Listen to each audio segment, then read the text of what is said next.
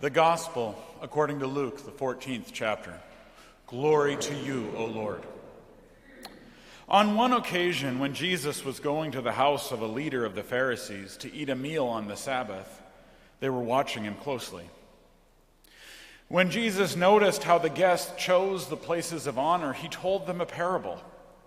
When you are invited by someone to a wedding banquet, do not sit down at the place of honor, in case someone more distinguished than you has been invited by your host, and the host who invited both of you may come and say to you, "Give this person your place," and then in disgrace you would start to take the lowest place. But when you're invited, go and sit down at the lowest place, so that when your host comes, he may say to you, "Friend, move up higher." Then you will be honored in the presence of all who sit at the table with you. For all who exalt themselves will be humbled, and those who humble themselves will be exalted. Jesus said also to the one who had invited him, "When you give a luncheon or a dinner, do not invite your friends or your brothers and sisters or your relatives or rich neighbors, in case they may invite you in return, and you would be repaid. But when you give a banquet, invite the poor, the crippled, the lame, and the blind, and you will be blessed because they cannot repay you, for you will be repaid at the resurrection of the righteous." The Gospel of the Lord. Praise to you, O Christ. Please be seated.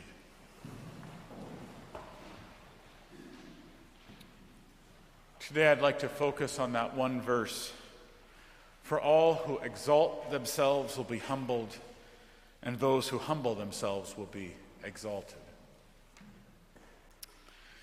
Today, Jesus brings us to the table, the dining table.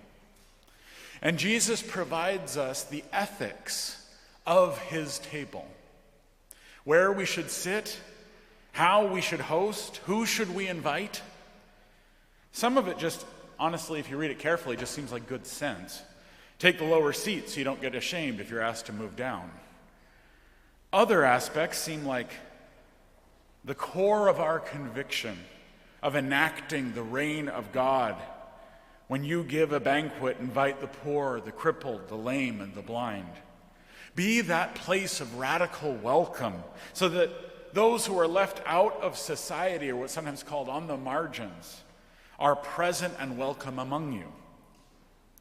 We talk about a lot of those things, but today I'd like to look at the one aspect that I see as sort of the connection between a lot of it. All who exalt themselves will be humbled, and those who humble themselves will be exalted. The theme of humility. And humility is one of those terms that I think we reference a lot, rarely define, and I think even more rarely actually apply to our lives helpfully. And I think the general popular thought of what humility is, one way or another, and I kind of find unhelpful. And that's because I think as Americans, we, or maybe just Western people, have been trained to intellectualize everything. And so I think we've made humility into basically an attitude. That it's how I think of myself in comparison to others. So, for example, do I intellectually think or value who I am more than another or not? Some way or another, I think a lot of us fall into that trap of how we think about humility generally as an attitude. But I have to tell you, a biblical theological perspective just defines it very differently. And it's in the Bible, humility is a relational word. It's not a word, it's a word for how we actually interact with other people. It's not a word for how we think about those interactions, but instead, how do we actually live with people? It's an ethical term. How do I treat other people? And there's far less interest one way or the other of what I think about the way I'm treating them, but instead, how am I actually living among others? And then, yes, in the Bible, just like anything else, if you're consistently doing that, that will provide a kind of mindset change. But the focus is not in the realm of thought, but in the realm of deed. What are we actually doing? And so with that understanding, Jesus brings this up, this humility, in the context of a table, a dining table. For all who exalt themselves will be humbled, and those who humble themselves will be exalted.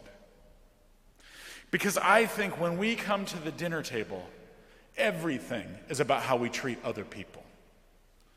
And Jesus ethically charges us in this passage at the dinner table, frankly, just like everywhere else, treat others with honor rather than shame. And that's the whole conversation about the placement of seating. And there's a cultural thing going on there that we could just understand. This is about honoring the other person. And further, about honor of those who you invite in the first place. When you give a banquet, invite the poor, the crippled, the lame, and the blind. Honor those people. And you don't do it if you're honoring them because you're helping out these poor, marginalized people so that you could sort of feel better than where they are, or because they're so poorly off, I'll be here helping them. No, instead we get rid of this us and them and just have an interaction. Be part of one table and one community. Just be humans together. That's honoring them. That's humility as relationship. And the dinner table as opportunity for relationship might be one of those things that crosses generations and times. It is always relational. We always try to eat with others, and I don't think that's just because we don't enjoy eating alone. I think there's more.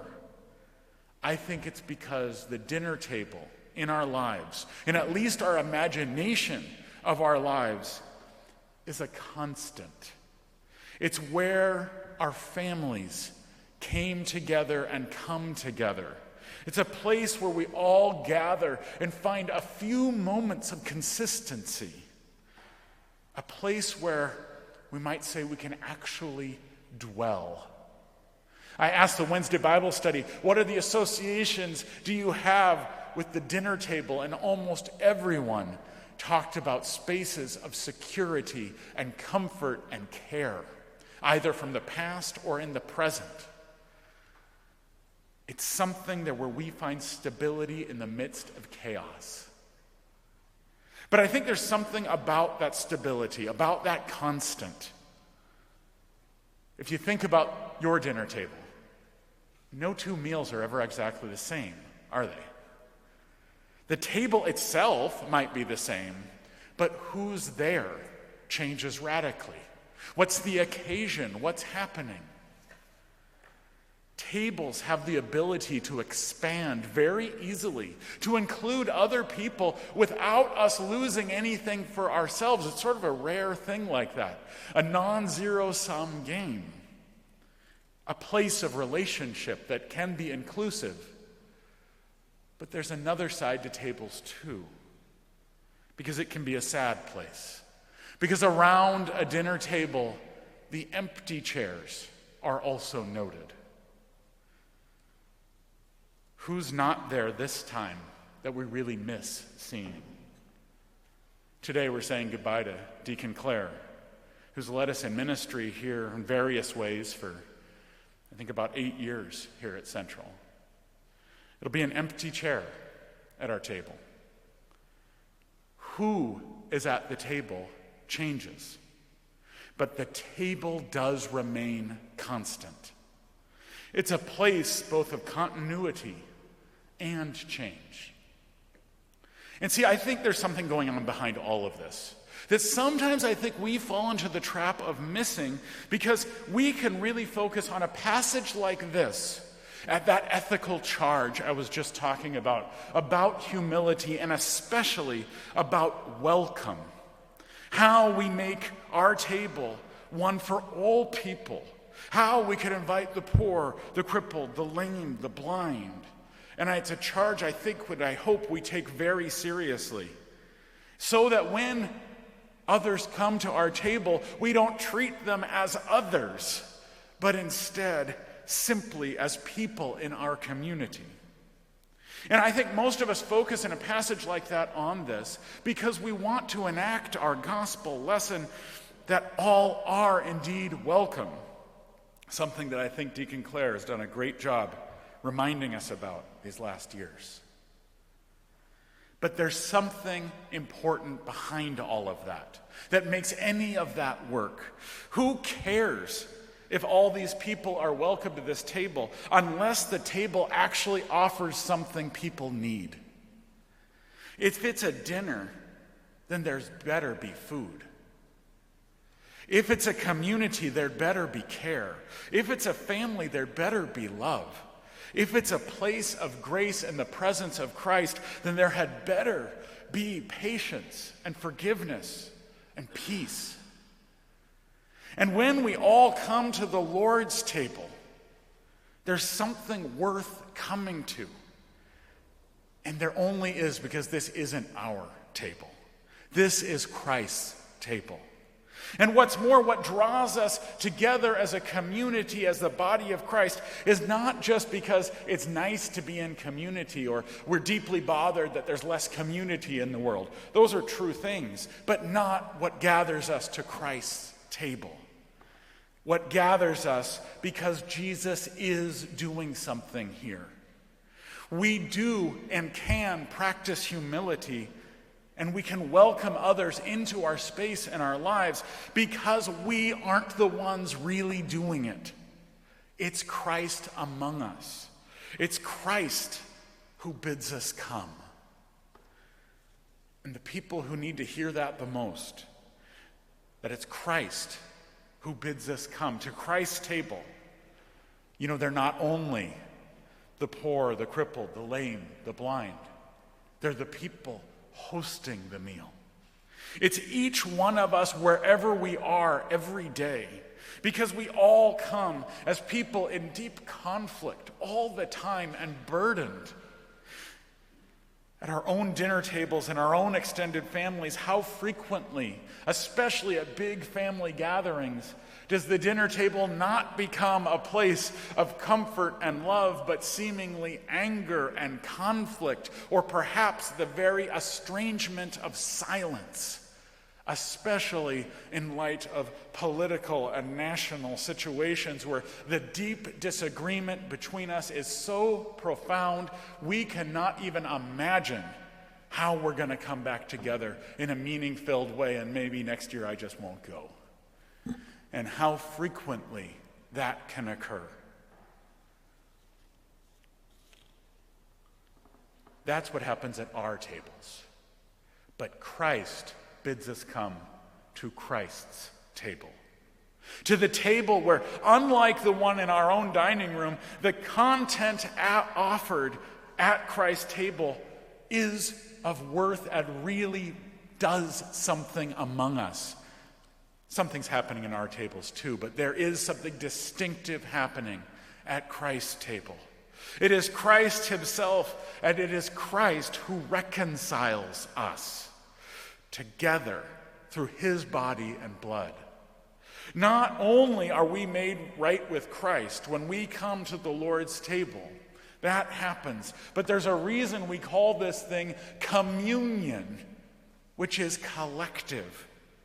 That is, Christ is reconciling us with one another because it's his table. And what we are offered at that table will not disappoint. It is Christ himself. And what Christ looks like in our life today at this table is, of course, something in the present. It looks different than what it was in the past. Who is there is different. Today, Deacon Clare leaves us. What we are doing as a community of faith at that table is different. Next month in worship, we'll have the closure of Christa's house. But Christ remains at the center. And that's what draws us all in and sends us all out. Because we don't remain at the dinner table forever. We gather and we depart. And when we come to the center of the table, that is to Christ himself, and Christ comes to us, then Christ sends us out from there into the world, now that we have been filled with his love and forgiveness, which then overflow within us as Christ's presence that is then sent into the world to be shared outwardly. The table remains. Christ remains. We are his hands and feet. Amen.